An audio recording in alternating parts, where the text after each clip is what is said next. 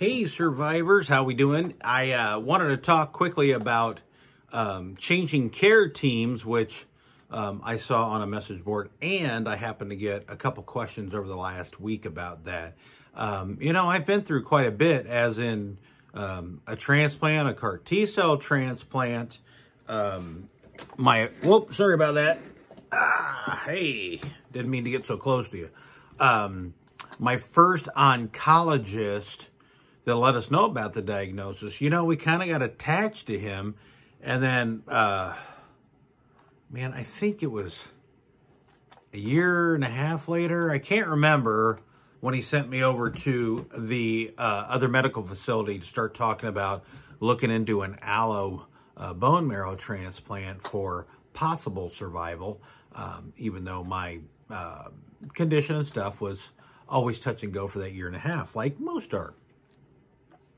When we went over to the other facility that he sent us to, then when we kind of transferred over to that facility, boy, him and I were close. We talked about a lot of stuff, and all of a sudden, nothing.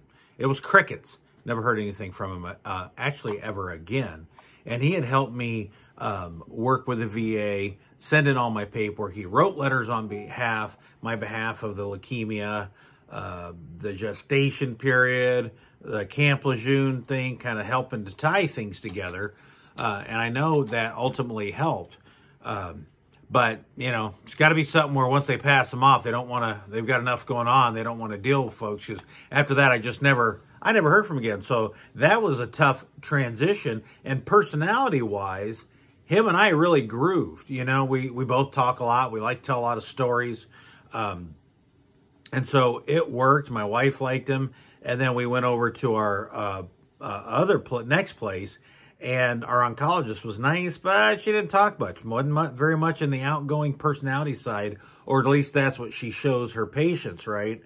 And so I wasn't that comfortable. We went through the transition from going from a team where I went to that cancer center where I really felt comfortable and really got used to the nurses, the hospital I was at, everybody that helped me every time I was inpatient for all those months. And so, yeah, it was difficult. So I guess and then, I've had multiple since then. And I can talk about a few eventually too. I guess from my point of view is what I've learned, even though I'm getting older and I'm kind of set in my ways, I don't like a lot of change.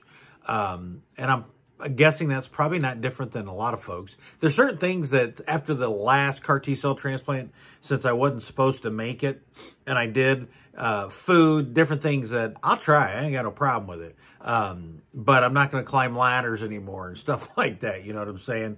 But transitioning to that new team, give them a chance.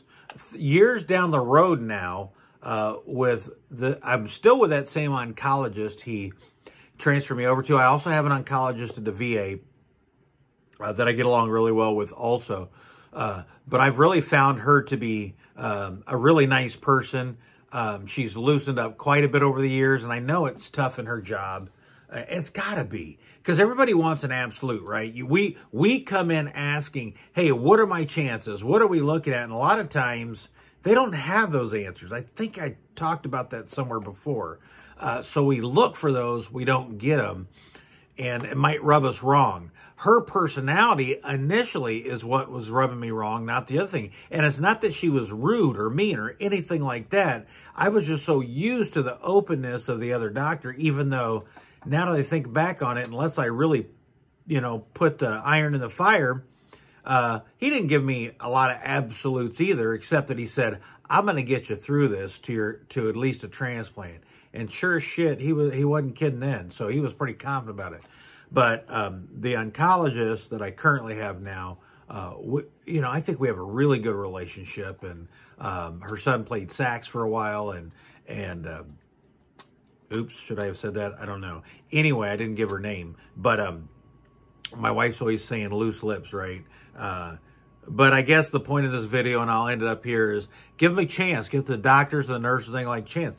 If it's still not feeling right or something they're telling you, you're like, I'm not sure, definitely get second and third opinions, or maybe even move where you're at. Because you know, it shouldn't be personal. It should be about trying to save you and help your family. And that's kind of what I've learned through this whole thing. But it is hard when you're not feeling good to not, you know, kind of feel personal about it. And I guess it is personal to a point because it's about your person or your loved one's person. But I guess just give them a chance, feel them out, give them a little time, unless you just absolutely get bad vibes from the get-go, then you can move on.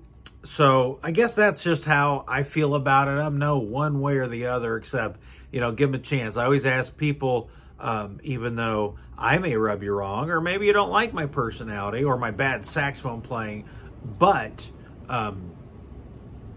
give me a chance.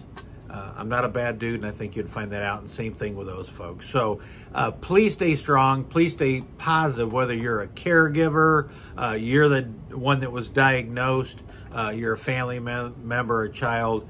But remember, it is a team effort.